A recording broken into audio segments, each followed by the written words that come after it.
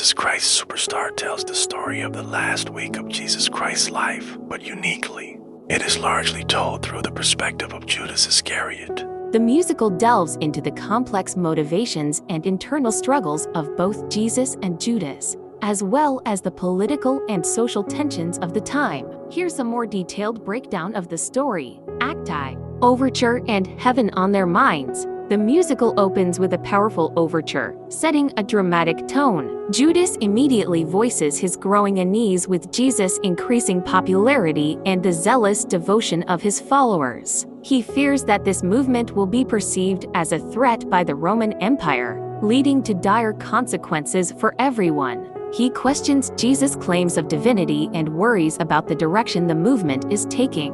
What's the buzz? Strange thing mystifying. As Jesus arrives with his followers, the atmosphere is charged with excitement and anticipation. The disciples eagerly question Jesus about his plans for entering Jerusalem. Mary Magdalene tries to comfort a tired Jesus, much to Judas' disapproval. He sees her presence and her actions like anointing Jesus with expensive oil as contradictory to Jesus' teachings and a waste of resources that could help the poor. Jesus rebukes Judas, telling him not to judge unless he is without sin. Everything's all right. Mary Magdalene soothes Jesus, while Judas continues to express his concerns about the movement's direction and the potential repercussions. This Jesus must die. The high priest Caiaphas, along with Annas and the other priests, discuss the threat Jesus poses to their authority and the fragile peace with the Romans. They decide that Jesus must be stopped. Pilate's dream. Pontius Pilate, the Roman governor, sings of a disturbing dream in which he encounters Jesus and foresees his own condemnation for Jesus' death.